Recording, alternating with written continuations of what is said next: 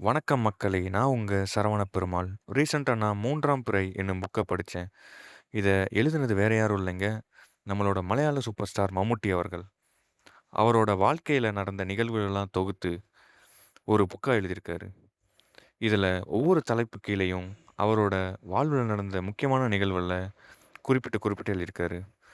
அ எடுத்துக்காட்டா, "கற்றுக்கொண்டது" என்ற தலைப்பின் கீழ அமிதாப் பச்சன் அவர்களிடமிருந்து இவர் கத்துக்கிட்டதையும், கைமாறி என்ற தலைப்பின் கீழ மறக்க முடியாத ஒரு புரொடியூசர பத்தியும், 3ஆம் பிறை என்ற தலைப்பின் கீழ வயதாகிய ஒரு கணவன், மனைவி அவங்களுக்கு வாழ்க்கையில் நடந்த நிகழ்வ பத்தியும், இப்படி நெறைய நிகழ்வுகள அவரு அந்த புக்ல பதிவு பண்ணியிருக்காரு.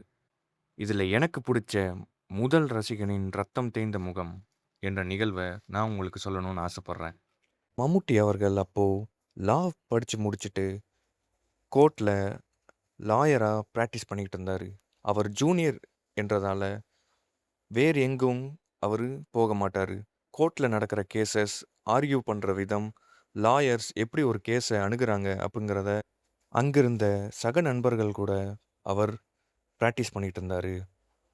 அப்போ பல வழக்குகளுக்கு நடுவுல தன்னோட அப்பாவ ஏமாத்தி சொத்த எல்லாம் வாங்கிட்டாங்க அப்படின்னு ஒரு பையன் வழக்கு தொடுத்திருந்தான். கோர்ட்ல இருக்க பல மும்முரமான கேஸுகளுக்கு மத்தியில இத அந்த எந்த லாயர்ஸுமே பெருசா எடுத்துக்கல. இருந்தாலும் அந்த பையன் டெய்லி கோர்ட்டுக்கு வந்து கேஸோட அப்டேட் என்ன அப்டேட் என்ன அப்படின்னு கேட்டுட்டு போவான். ஒரு நாள் கோர்ட்டோட வராண்டாவுல அந்த பையன் நின்று மம்முட்டியவே ரொம்ப நேரம் பார்த்துட்டு இருந்ததை மம்முட்டி நோட் பண்ணுறாரு. சரி, இந்த பையன் கேஸோட அப்டேட் தான் கேட்க வந்திருப்பான் அப்படின்னு நினச்சி அவன்கிட்ட போய், தம்பி, இன்னைக்கும் எதுவும் இல்லை, இருந்தா நானே சொல்கிறேன், நீ போ அப்படின்னு சொல்ல, அந்த பையன் நிமிந்து, சார், நீங்க ஏன் சினிமாவுல நடிக்கக்கூடாது?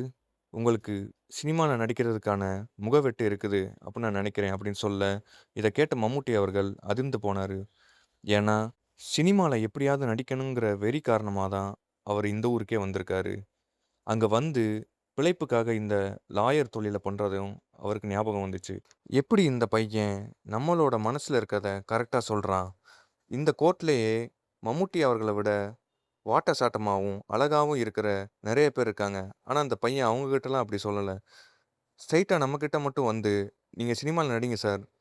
அது உங்களுக்கு பொருத்தமா இருக்கும்." அப்படின்னு சொல்ல, இத கேட்டு மம்முட்டி அவர்கள் சிரிச்சாரு. பின்பு ரொம்ப காலத்துக்கு அப்புறம் மம்முட்டி அவர்கள் அவர் நினைத்த மாரியே பெரிய நடிகர் ஆயிட்டாரு. 1921 என்ற படத்துக்காக மாஞ்சேரி பக்கம் ஷூட்டிங் நடந்துகிட்டு இருந்துச்சு.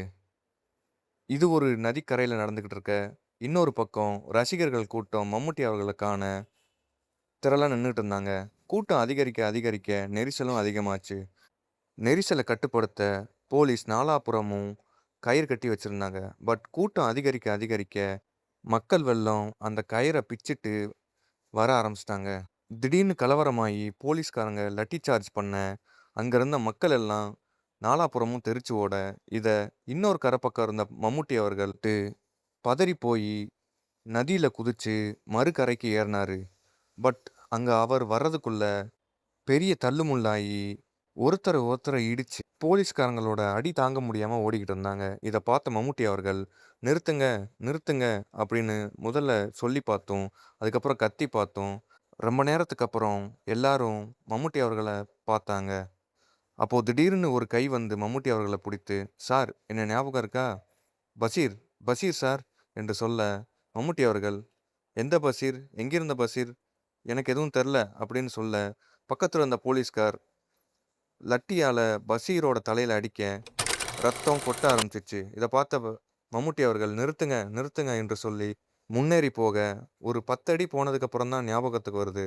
இந்த பையன் தான் அன்னைக்கு கோர்ட்ல நம்மள, "சார், நீங்க நடிகனாகலாம். உங்களுக்கு அந்த முகவெட்டு இருக்கு" அப்படின்னு சொன்ன பையன் அப்படின்னு சொல்லி அவருக்கு ஞாபகம் வர, ஆனா அங்க நடந்த நிகழ்வுகள் இது எல்லாத்தையுமே ஓரங்கட்டிருச்சு. அங்க நிலைமை கட்டுக்குள்ள வர்றதுக்கு ரொம்ப நேரம் ஆயிருச்சு. தன்னை பார்த்து, "சார், நீங்க பெரிய நடிகனா வருவீங்க. நீங்க நடிங்க. உங்களுக்கு அந்த முகவெட்டு இருக்கு" என்று சொன்ன பையன, முகத்துல ரத்தத்தோட, "சார், நான் தான் பஷீர்" என்று சொல்லவும் அடையாளம் தெரியாம போனத மம்முட்டி அவர்கள் தன்னோட புஸ்தகத்துல பதிவு பண்ணியிருக்காரு. இது மட்டும் இல்ல. ஆக்ஷன் பாபு என்ற தலைப்பின் கீழ ஒரு இன்ட்ரஸ்டிங்கான கதையும், அதே மாரி ஒரு வயதான தாத்தா அவர்கள் பழைய நோட்ட அவர் கையில குடுத்ததையும் பற்றி நெறையா சொல்லியிருக்காரு. அதெல்லாம் பத்தி நாம வரப்போற வீடியோக்கள்ல பார்ப்போம். இந்த மாதிரியான சுவாரஸ்யமான நிகழ்வுகள தெரிஞ்சுக்கொள்ள சரவண பெருமாள் வாய்ஸ் ஆர்டிஸ்ட்